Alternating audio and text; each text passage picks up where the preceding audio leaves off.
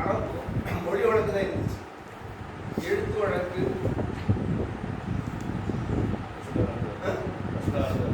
சுல்தானுக்கு முன்னாடியே எழுத்து வழக்கு. பொனிசியன் சொல்லக்கூடிய செமெட்டிக் ஏரியா இருக்கு, மிடில் ஈஸ்ட் ஏரியாவில் இருந்ததுதான் பொனிசியா அப்படின்னு உள்ள எழுத்து வடிவத்தில் இருந்துதான் ஏன்சியன் அரமாய்க். அதில் இருந்து தான் என்ன வந்துச்சு, அரபினுடைய எழுத்து வடிவம் வந்துச்சு. ஆரம்பத்தில் வரும்போது அதனுடைய ஃபார்மேட்டு நம்ம இப்போ எழுதக்கூடிய ஃபார்மேட் இல்லை. இப்போ இந்த ஃபார்மேட் எழுதுவோம், அலிஃப் பா தா தா அந்த ஃபார்மேட் எழுதுவோம். இதுதான் அந்த ஃபார்மேட்டுடைய பேர் என்னது, அல் ஹுரூஃபுல் ஹிஜாஇய்யா. நாம் எழுதக்கூடியது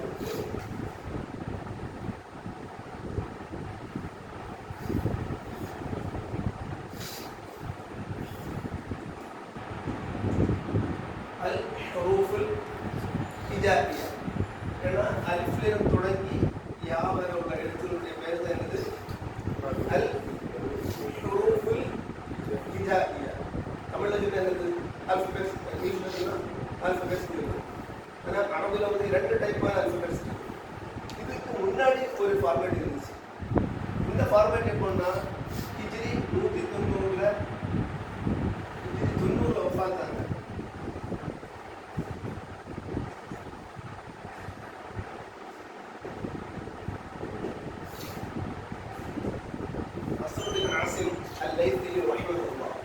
அவங்க தான் இந்த ஃபார்மேட்டில் இந்த எழுத்தாளர்கள். யாரு, நஸ்ருதீன் ஆசிம் அல்-லைத்தி ரஹ்மத்துல்லாஹ். எதுக்காக, பொதுவாக நம்ம அரபு படைக்கிறதுடைய நோக்கம் என்னது,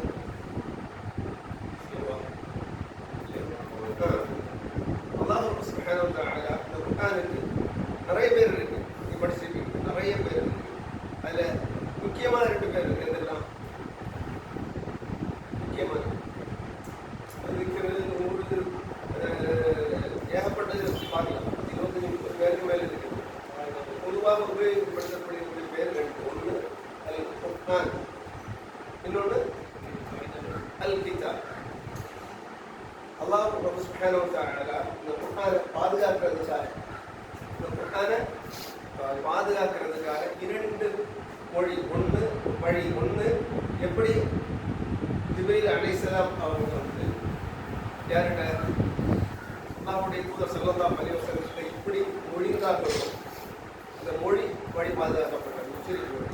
இன்னொன்று அதற்கு பின்னர் எழுத்து வழி, அப்படின்னா மன்தூபன் அவு மக்தூபன், மொழிதல் வழியும் எழுத்து வழியும் பாதுகாக்கப்பட்டது. குர்ஆனுடைய டைமில் வந்து இந்த எழுத்து குரு வந்து இந்த அளவுக்கு என்ன இல்லை, மாடர்னிசமாக இல்லை.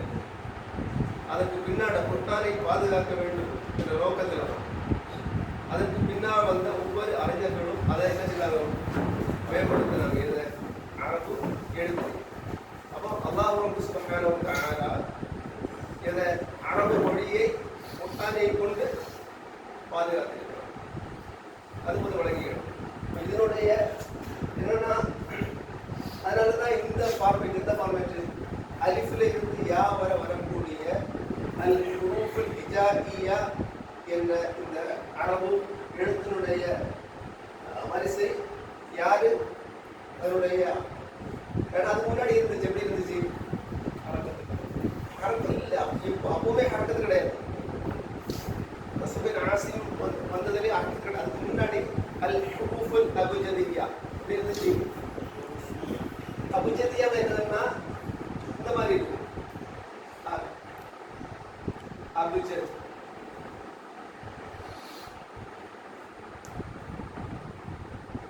உபஸ், ஹுப்பி, கலமன். அபுஜத்னா ஏபிசிடி இருக்கு இல்லையா, அந்த ஃபார்மேட்டில் அபுஜத், உபஸ், ஹுப்பி, கலமன், ஷஃபஸ், பர்ஷத் அப்படின்னு உள்ள லைனில் இருந்துச்சு. அப்போ அது வந்து டிஃபராக இருந்தது. அப்போ என்ன செய்தாங்க, இந்த எழுத்தினுடைய அமைப்பை வைத்து 3 அலிஃப் பா தா தா ஒரே ஃபார்மேட் உள்ள எழுத்து, அது 3 ஒரே வரிசை. அடுத்து ஜீம் ஹா ஹா 3 ஒரே ஃபார்மேட்டில் உள்ள எழுத்து, ஒரே எழுத்தினுடைய மாடல் எடுத்த அடுத்த ஸ்டெப். இப்போ இந்த இதில் கொண்டு வந்தது தான் யாரு? நஸ்ப் பின் ஆசிம். அதற்கு முன்னாடியே அரபு மொழி எந்த இதில் இருந்துச்சு? இதுக்கு பேர் அபுஜதியா, அல் ஷுரூஃபுல் அபுஜதியா. ஹிஜ்ரி 90க்கு முன்னாடி, இந்த 90ல் வந்து அவங்க வஃபாத்தான தான், அவங்க இருக்கக்கூடிய டைமில் இது வந்துச்சு. எது? ஷுரூஃபுல் ஹிஜாஇயா. இப்போ நாம ஓதக்கூடிய என்னது? அல் ஷுரூஃபுல் ஹிஜா இல்லைன்னா அல் ஷுரூஃபுல் ஹிஜாஇயா.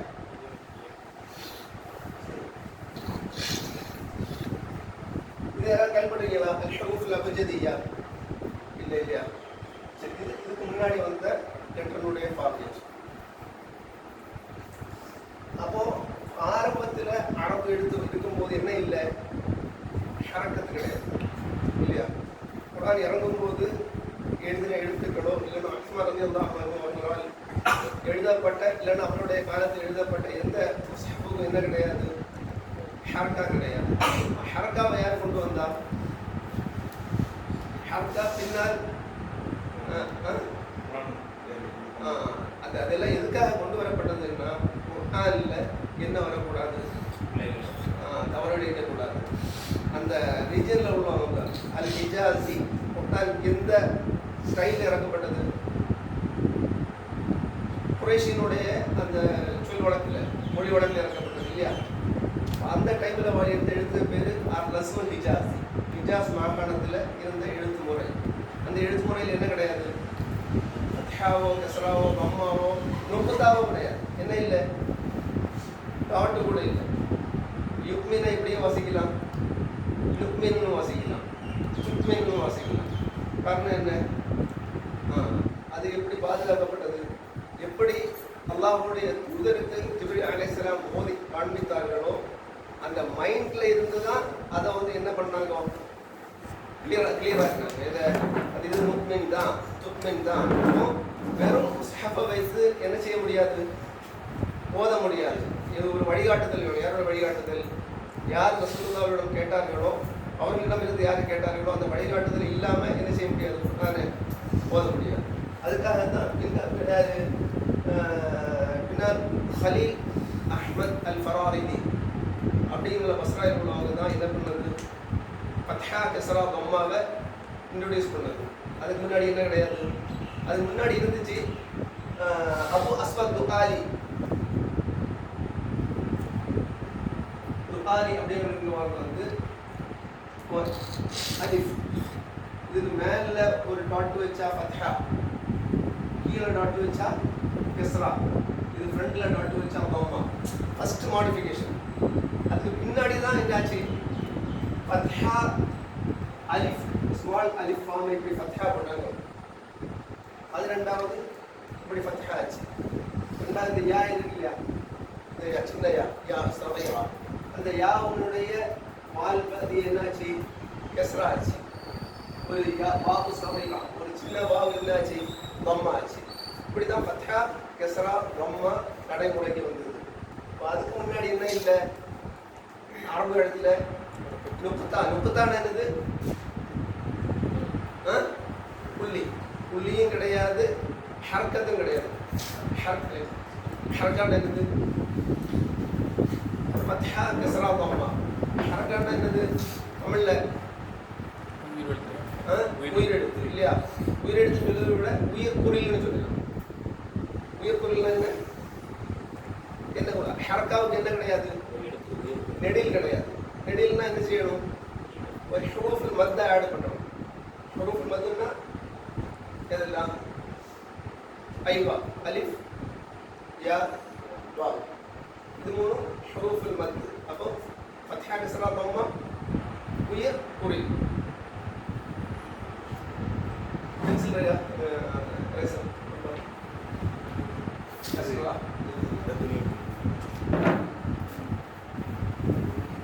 அப்போ நாம இப்போ பிள்ளைங்களுக்கு சொல்லி கொடுக்கக்கூடிய இல்லைன்னு சொன்னால் நாம் ஆரம்பத்தில் படிக்கக்கூடிய அலிஃப் பா தா தா அதனுடைய ஃபார்மேட் உடைய பேர் என்னது? அல் ஹுரூஃபுல் ஹிஜா. அல் ஹுரூஃப். ஏன்னா இது சின்ன விஷயம்தான், ஆனால் அது பழக்கத்தில் இல்லை இல்லையா?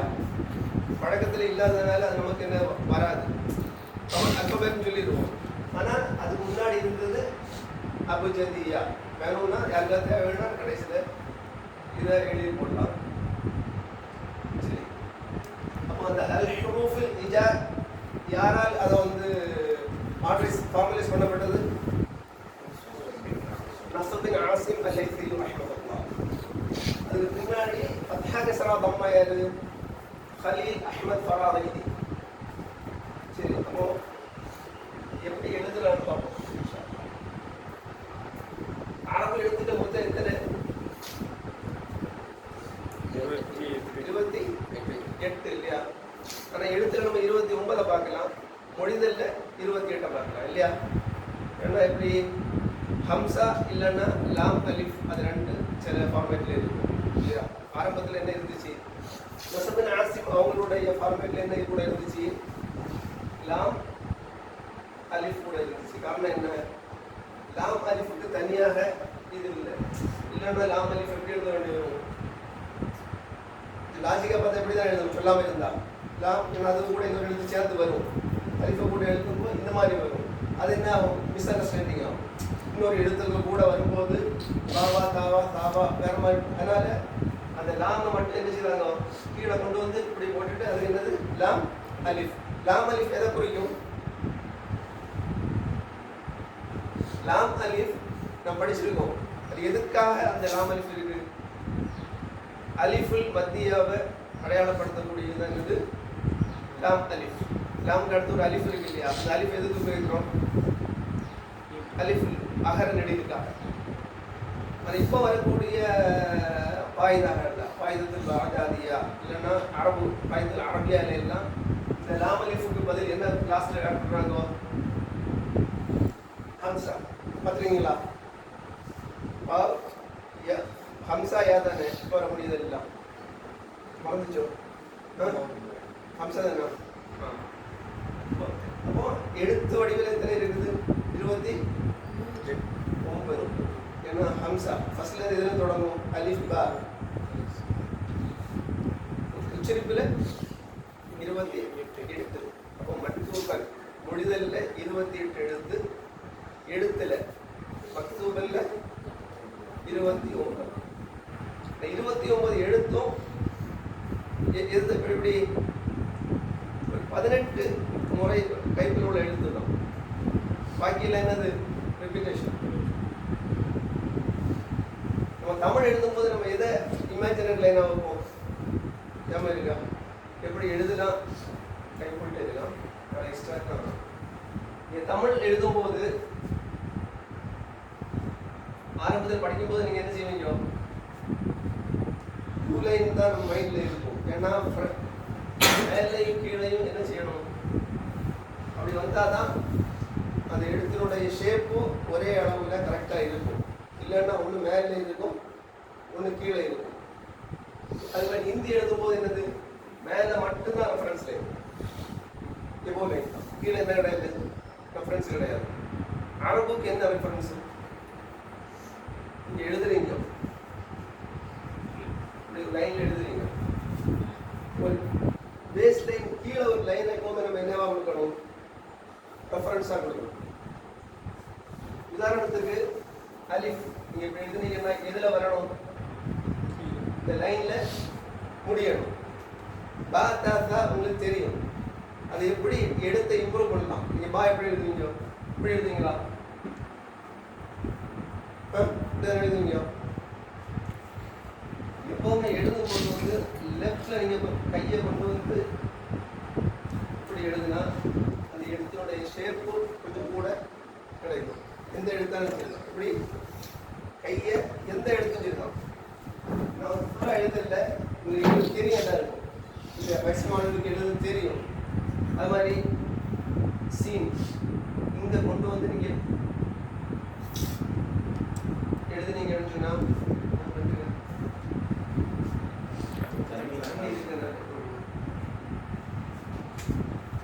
அது மாதிரி வாவ் இங்கே கொண்டு வந்து இங்கே எழுதணும். பேக்கில் கொண்டு வந்து இல்லைன்னா இப்படி வரும்.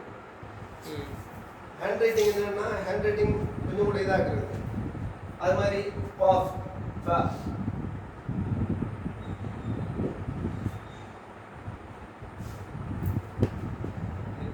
யாருக்கு எழுத தெரியும்?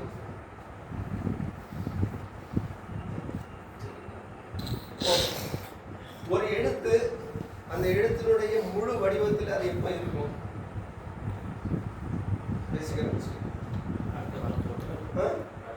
இல்ல, எழுத்தினுடைய ஷேப்பை தான் கேட்கிறேன். கரெக்டா இருக்கு. அலிஃப் பா தா சா ஜீம் ஹா இல்லையா, அது என்னது? அது அந்த எழுத்தினுடைய பேரு தான் இல்லையா? இஸ்முல் ஹர்ஃப். அலிஃப் என்னது? அந்த எழுத்தை குறிக்கக்கூடிய பெயர் தான், அதனுடைய உச்சரிப்பு கிடையாது.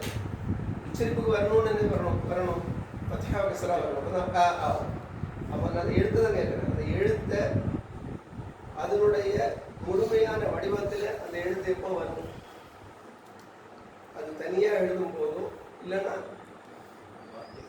கடைசியில் வரும்போது அது கொஞ்சம் குறைபாடாகவும் இருந்தாலும் அதனுடைய ஷேப்பு முழுமையாக இருக்கும் இல்லையா?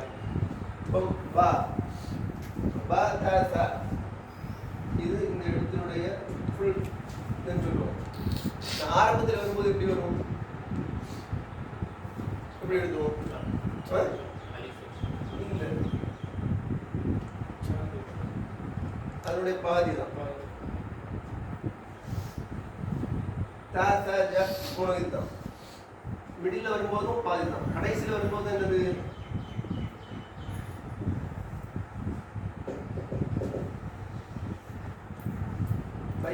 மூணு ஒரே ஷேப்பில் உள்ள எழுத்து தான். ஆரம்பத்தில், மிடில், கடைசியில். பார்த்தீங்களா? அப்போ தனியாக வரும்போதும் இல்லைன்னா கடைசியில் வரும்போது தான் அதனுடைய ஷேப்பு அதனுடைய சைஸு ஃபுல்லாக வரும். இங்கே பா எழுத தெரியும்னு சொல்லிட்டு ஃபர்ஸ்ட்லேயே பா எப்படி எழுதிட்டு அப்படின்னா என்ன ஆகும்? எழுத்துக்கு ஷேப் இருக்காது. அப்போ ஒரு எழுத்தினுடைய ஆரம்பத்தில் வரும்போது அந்த எழுத்து எப்படி ஆகும்? பாதியா. இல்லைன்னா அதனுடைய வால் பக்கம் போகும். எதெல்லாம் வால் பக்கம்னா, நம்ம ரெஃபரன்ஸுக்கு ஒரு லைன் சொன்னோம் தெரியுமா? இந்த ரெஃபரன்ஸ் லைன் கீழே எதெல்லாம் வருதோ அதெல்லாம் என்ன ஆயிரும்? போயிடும். எது மாதிரி சொன்னா, ஃபர்ஸ்ட் எதெல்லாம்? அலிஃப் ப த த. அடுத்த மூணு எழுத்து எதெல்லாம்?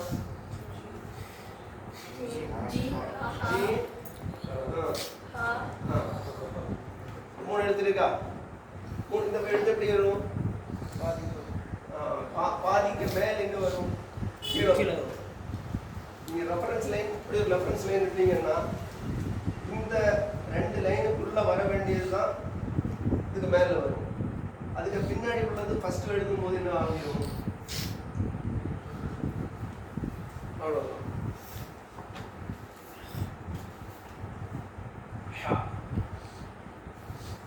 ஹா ஜீம் ஹா, ஜீம் ஹா ஹா, இது மூணு எப்படி? அதனுடைய வால் பக்கம் என்ன ஆயிரும்? ஆரம்பத்தில் எழுதணும்னாலோ மிடில் எழுதணும் என்ன செய்யணும்? போயிடும். தால் தால் எப்படி எழுதணும்? ராவுக்கும் தாலுக்கும் என்ன வித்தியாசம்? இல்லை, நம்ம ஹேண்ட் ரைட்டிங் எழுதும்போது வந்து அதுக்கு ரெஃபரன்ஸ் இல்லை, எல்லாமே ஒன்று மாதிரி தான் இருக்கும். எல்லாம் எப்படி போட்டுருவோம்? பொதுவாக தால் மேக்சிமம் எப்போவுமே நம்ம ரெஃபரன்ஸ் லைனுக்கு மேலே தான் இருக்கும். இந்த ஒரு ரெஃபரன்ஸ் இல்லை, ஷா எழுதணும்னா அது போல தால் எழுதணும்னா புரியுது? தால் முழுமையான வடிவம் தால் சைனது மேல இப்படி வரும். அதுக்கு முன்னாடி எழுத்து வந்தாலும் அது இப்படி தான் இருக்கும். அதனால தான் எழுதும்போது ஒரு எம்எம் அந்த எழுத்தை ஹேண்ட் ரைட்டிங்கில் எழுதும்போது மேலே ஆக்கி எழுதுவாங்க. எதுக்கு? மிஸ் அண்டர்ஸ்டாண்டிங் வரக்கூடாது. இல்லைன்னா என்ன ஆயிரும்? நீங்கள் அது இப்படி இருந்தால் என்ன ஆயிருது? எழுதுடைய ஷேப்பு ரெண்டு லைன் தான், ஒரு வெர்டிக்கல் லைன், ஒரு ஹரிசாண்டல் லைன். இதே இது லாம் எப்படி ஆகும்? அதே எழுத்து தான், வெர்டிக்கல் லைன் பெருசா வந்தா என்னாச்சு? லாம் ஆச்சு. அப்போ தால் லாம் ரா மூணும் ஐடென்டிக்கல் லெட்டர். ராவுக்கு என்ன ஆகும்? ஹரிசாண்டல் லைன் பெருசா இருக்கும், லாமுக்கு வெர்டிக்கல் லைன் பெருசா இருக்கும், தாலுக்கு ரெண்டும் ஈக்குவலா இருக்கும். ஆனால் கண்டிஷன் எழுத்தினுடைய அந்த இமேஜினரி லைன் இருக்கு இல்லையா, ரெஃபரன்ஸ் லைன், அதுக்கு மேலே இருக்கும். அதுக்கு கீழே வந்துன்னா என்ன ஆயிரும், ரா ஆக தவறாக படிக்கிறதுக்கு சான்ஸ் இருக்கு. ஜீம் ஹா, ஜீம் எழுதும்போது என்னது, வால் பகுதியை தனியாக எழுதும்போது எங்கே தான் எழுதணும், கீழே. கடைசியில் எழுதும்போது இப்படி தான் எழுதணும், ஹஜ்.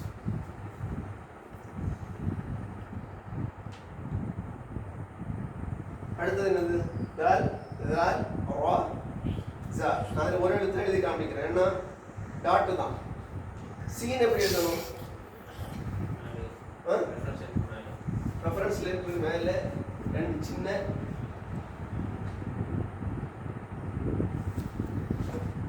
இதுதான் சி.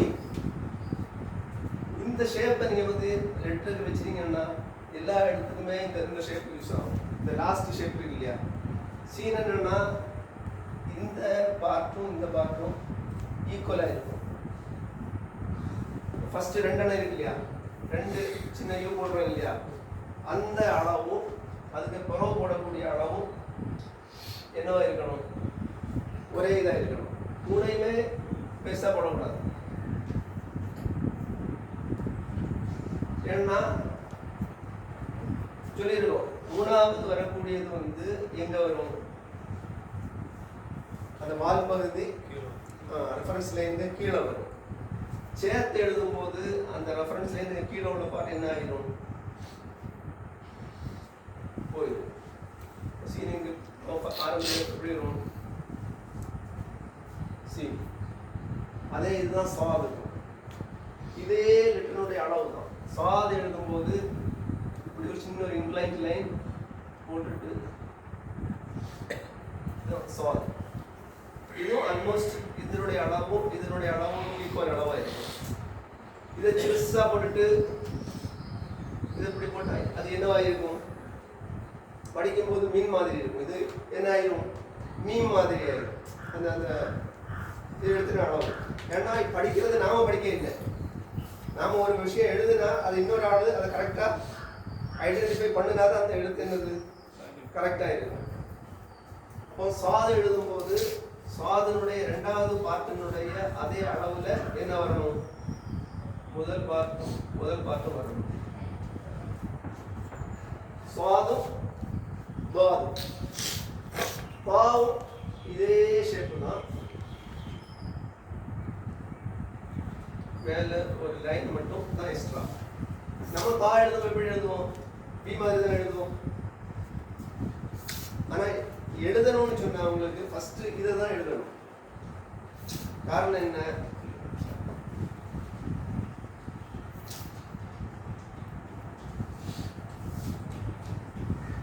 இப்படி எழுதுறீங்கன்னு சொன்னா அதே ஷேப்ல நீங்க எழுதணும்னு சொன்னா இப்படி அதை எழுதி அதுக்கு பின்னாடி இந்த லைன் அல்ஃப் போட்டாதான் கண்டினியூஷன் எழுதுறதுக்கு ஈஸியா இருக்கும், கை எடுக்காம. இல்லைன்னா உங்களை எழுத்தினுடைய இருக்கு இல்லையா, இந்த சீக்வன்ஸ் எழுதக்கூடிய ஸ்பீடு குறையும். பொதுவாக அரபி எழுத்தை நீங்கள் அது எப்போ எழுதினாலும் இதே ஃபார்மேட்டில் நீங்கள் எழுதி படிக்கணும். எப்படி கைக்கு தான் போகணும்.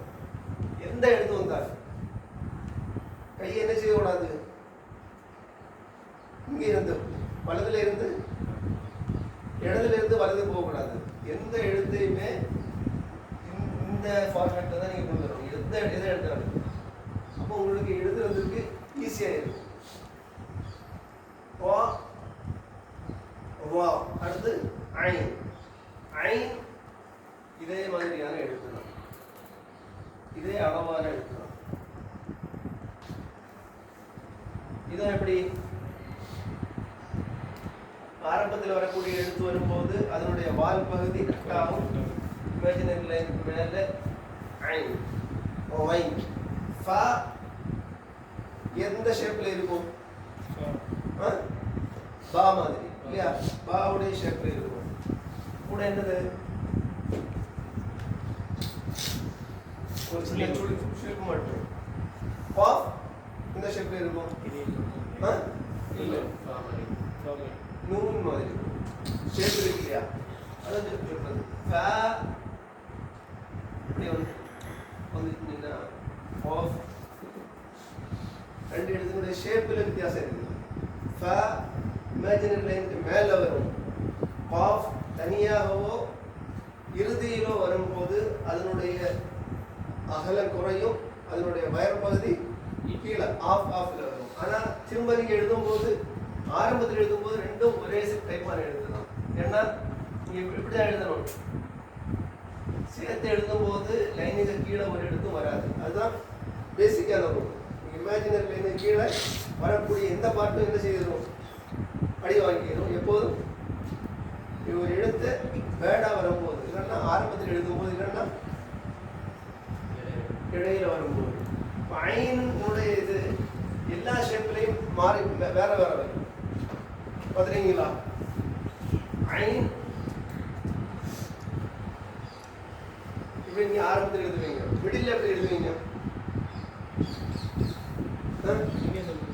எப்படி?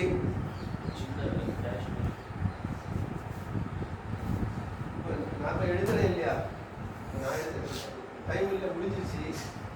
நீங்கள் ஒரு நோட்டு வச்சுருந்தீங்கன்னா அந்த டைமில் நீங்கள் ஒன்று எழுதி பார்த்தீங்கன்னா அந்த எப்படி எழுதுறேன்னா ஒரு ரஃப் நோட்டு தான். என்ன வரும், நான் இந்த கிளாஸ் எடுத்து என்ன கிடையாது லீவிங்க, ஆனால் அது வந்து என்னதில் வராது, எழுத்துல வராது. ஏன்னா நீங்கள் உங்களுக்கு எழுத தெரியும், சில வேளை நீங்கள் இது மாதிரி எழுதுவீங்க, சில வேளை உங்கள் ஓன் இதில் எழுதிருவீங்க. இதுதான் ஐனுடைய ஷேப். ஐனு இப்படியே எழுதுவாங்க, இப்படிலாம் எழுதுவாங்க. அப்படிதானா? ஆனால் என்ன இல்லை, ஒரு சைடு தான் என்ன வரும், இது ஒரு சைடு வந்து ஐன். கடைசியில் எழுதி வரும்போது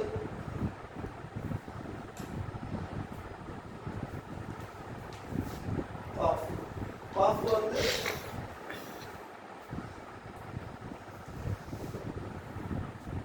ஆரம்பத்தில் எண்டில் வரும்போதும் என்ன வந்துடும், அந்த பாட்டு கீழே வந்துடும், மேலே வராது.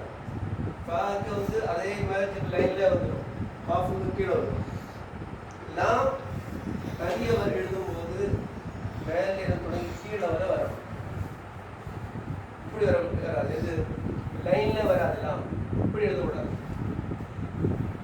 இப்படி எழுதுனா என்ன ஆயிடும், லால் ஆகிறதுக்கு சான்ஸ் இருக்கு.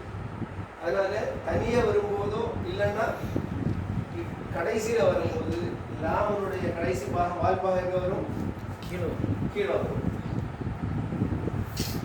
மீன் எப்படி எழுதலாம், மீன் இப்படி எழுதுறது, இப்படிதானா?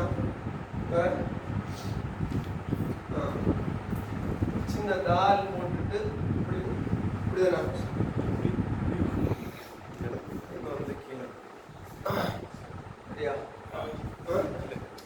அது அப்படி கீழே வரும், அந்த வளைவு கீழே வரும். மீமும் இப்படி இப்படி எல்லாம் எழுதலாம். நான் சொல்றேன், அந்த மீமை தொடங்கும் போது ஃபஸ்ட்டு சொல்லிட்டு அந்த எழுத்துக்களுடைய எழுதுறது லால் மீமும் ஹா. ஹா எப்படின்னா ஒரு லால் ஒரு வா. நம்ம எல்லா எழுத்துமே அதே இதில் வரும்னு சொல்லுவேன். எது அதுதான் லால் லாம் அலிஃப். உங்களுடைய கையினுடைய ஷேப் இப்படி தான் போகணும். ஹா தான் கொஞ்சம் உங்களுக்கு வந்து கஷ்டமான எழுத்து. என்னது, ரெண்டாவது ஃபர்ஸ்ட் எழுதும்போது இப்படி, மிடில் வரும்போது இப்படி, எண்டில் வரும்போது இப்படி இல்லையா? ஒவ்வொரு ஷேப்லையும் ஒவ்வொரு இடத்துலையும் அதனுடைய ஷேப்பு மாறும். இப்படி வரும். ஹா என்னது, ஒரு ரால் ஒரு வாவ். அதனுடைய எழுத்து முறை ஷேப்பு அப்படிதான் இருக்கும். வாவ் உங்களுக்கு தெரியும், வாவுடைய கூட பாயில வந்து வாவ்.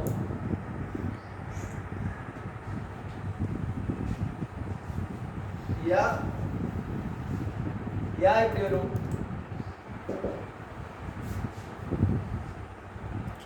பாதி கீழே தான் வரும். தனியா அலிஃப் பா எழுதி பாருங்க, தனியா பார்த்துட்டு ரீகால் பண்ணி பாருங்க. இன்ஷா அல்லாஹ் நாடுனா இன்ஷா அல்லாஹ் பார்த்துட்டு உங்களுடைய பர்சனல் ஹேண்ட் ரைட்டிங்கை வந்து கிளியர் பண்ணிடலாம். ஒரு ரஃபில் இமேஜினரி லைனில், ஆனால் பார்க்காம எழுதணும். எல்லாருக்குமே தெரியும் இது எதுக்கு நம்ம படிக்கிறோம். ஏன்னா அல்லாஹ் சுப்ஹானஹு வ தஆலா ஒவ்வொரு ஆளுங்களையும் வைத்து தான் இந்த அறிவை நம்மகிட்ட கொண்டு வந்தது. இது குர்ஆனுடைய அறிவாக இருக்கட்டும், ஹதீஸினுடைய அறிவாக இருக்கட்டும், இந்த எல்லா அறிவையுமே அறிஞர்களின் மூலமாக தான் நம்ம கையில் வந்து இந்த அளவு அழகாக இருக்குது. இப்போ நம்ம சொல்கிறோம், நீங்கள் குர்ஆன் ஓதுறீங்க, நாம் ஓதுறோம், எப்படி இந்த அளவு எல்லாம் ஒரே மாதிரி ஓதுறோம்? அலாஸ்காவில் இருக்கக்கூடியவனும், சவுதியில் இருக்கக்கூடியவனும், இங்கே ஃபாரஸ்டில் இருக்கக்கூடிய எல்லாருமே கிராத்தை கேட்டீங்கன்னா எந்த நாட்டிலன்னு சொல்ல முடியுமா? ஏன் இப்படி சாத்தியமானது சொல்லுங்க. அந்த எழுத்துகளுடைய ஒவ்வொரு உச்சரிப்பும், அந்த எழுத்துகளுடைய ஒவ்வொரு தன்மையும், அது எப்படி உச்சரிக்கணும் இங்கே அனைத்து விதமான டீட்டெயில்ஸையும் யார் முன்னாடியே எழுதி அதை வந்து அப்ளிகேஷனில் எழுதி மட்டும் வைக்கல. இப்போ நாம இப்போ ஓதக்கூடிய குர்ஆன் எந்த ஓதல் முறையில், எந்த ரிவாயத்தில் ஓதுறோம் தெரியுமா? ரிவாயத் உஸ்மானி ரிவாயத்து கிடையாது, உஸ்மானி எழுத்து. அது ஏன் உஸ்மானி எழுத்துன்னு இருக்கோம்? இல்லை, அதுக்கு முன்னாடி அபூபக்கர் சித்திக் ரலியல்லாஹு அன்ஹுடைய காலகட்டத்திலே எழுதப்பட்டது. அதுக்கு பின்னாடி வந்த மக்கள் அர்மேனியா யுத்தத்தின் போது என்னன்னா, அல்லாஹ்வுடைய தூதர் ரசூலுல்லாஹி ஸல்லல்லாஹு அலைஹி வஸல்லம் நிறைய டைப்ல 7 முறைக்கு மேல் ஓதி இருக்காங்க. 7 முறையில் என்ன செய்யறாங்க? அல்லாஹ் இறங்கி கொடுத்துருக்காங்க. மக்கள் பல வாரம் ஓதுனதுனால என்ன இல்லை, ஒரு ஸ்டாண்டர்டைஸ்டு ஃபார்மேட் இல்லை. அப்போதான் உஸ்மான் ரலியல்லாஹு அன்ஹு வந்து ஸெய்த் சாபித் ரலியல்லாஹு அன்ஹு அவங்களுடைய தலைமையாக வைத்து 5 அல்லது 7 முஸ்ஹஃபுகள் எழுதி மக்கா, மதீனா, கூஃபா, பஸ்ரா, யமன், தமஸ்க், ஷாம் இங்கெல்லாம் அனுப்பினாங்க. அப்போ அந்த காலகட்டத்தில் எழுத்துல எந்த மாதிரி இருந்துச்சோ அதே எழுத்துன்னா அதே டிட்டோ எழுத்து கிடையாது. அவங்க வந்து அன இப்படி எழுதுனாங்கன்னா இது எப்படி வாசிப்போம்? அன வாசிப்போம். ஆனால் இதில் என்ன இருக்குது? ஒரு அலிஃபு கூட இருக்குது. ஆனால் நம்ம இப்போ கேட்டெழுதுனா எப்படி எழுதுவோம்? ஒரு அலிஃப் எழுத மாட்டோம் இல்லையா? இதுதான் உஸ்மானி. அவங்க டைமில் எப்படி எழுதப்பட்டதோ அப்படி. மாலிக்கு எப்படி இருக்கும்? அலிஃப் இருக்காது, அதுக்கு பின்னாடி தான் ஒரு சின்ன அலிஃப் வந்து அலிஃபுல் ஹஞ்சரியா சேர்க்கப்பட்டிருக்கும்.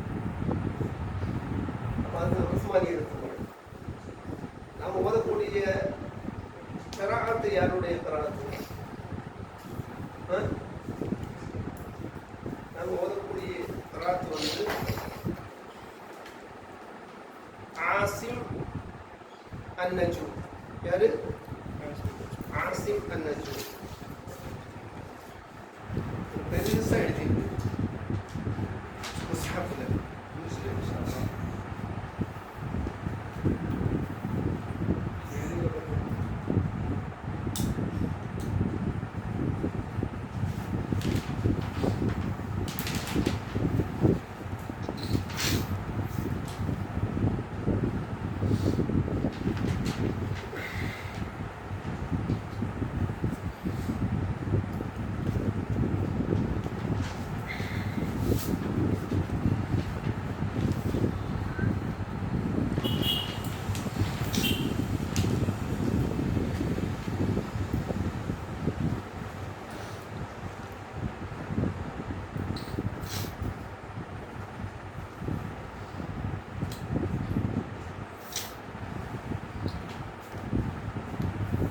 கிராஅத்து ஆசிம் பின் அபி நஜூம். இவங்க தான் நம்முடைய உஸ்தாத். எப்படி பிஸ்மில்லாஹி மஜ்ரேஹா, ரா வந்து இமாலா கொடுத்து ஓதணும், தக்மன்னா நூனை வந்து இஷ்மாம் செய்யணும், சில விதிகள் இதுக்காக இருக்குது. அதனுடைய உஸ்தாத் யாரு? இந்த மாதிரி ஓதணும்ன்றது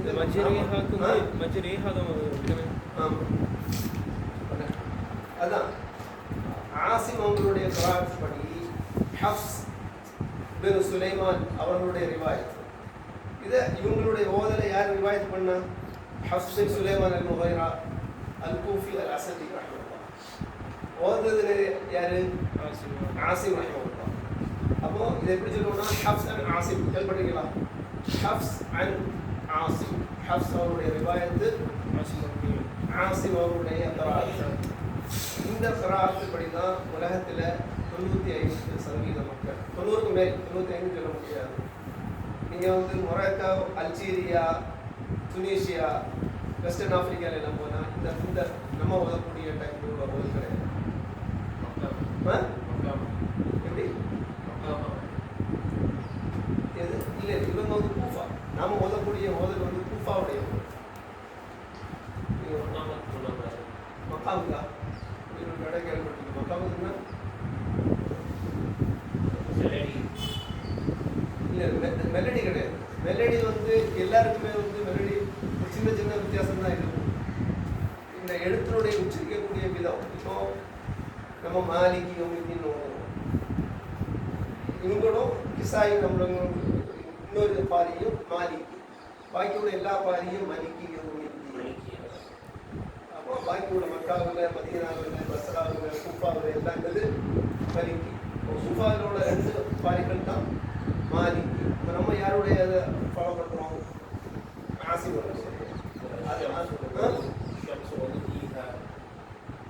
والشمس وضحاها இருக்குல்ல, والشمس وضحاها அது என்னன்னா ஓகே, அது வந்து எங்க யார் தெரியுமா? 7 பாரிகள்கிட்ட வந்து 7 பாரிகள்கிட்ட வந்து உங்களுக்கு வந்து இந்த ஹாவுக்கு கூட ஒரு யாவோட சேர்த்து நீட்டிருப்பாங்க. எடுத்த பார்த்தா தெரியும். எல்லா குராத்துமே எதுக்கு கட்டுப்பட்டு இருக்குன்னா, ரஸ்முல் ஹிஜாசி இருக்கு இல்லையா, உஸ்மானி ரலியல்லாஹு அன்ஹு அவங்க எழுதின முஸ்ஹஃபுக்கு பேரு அல் முஸ்ஹஃபுல் உம். என்னது? அல் முஸ்ஹஃபுல் உம், தாய் கிதாபு. அதுதான் இந்த தாய் கிதாபுக்கு எல்லாமே கட்டுப்படும். ஏன்னா நம்ம இப்போ ஓதக்கூடிய இந்த குர்ஆன் வந்து நாம் ஓதுவதற்கு கணக்கான ஃபத்ஹா கஸ்ரா தம்மா எல்லாம் போட்டு வச்சிருக்காங்க. புரியலையா? அப்போ நீங்கள் அந்த முஸ்ஹஃபுக்கு போனீங்கன்னா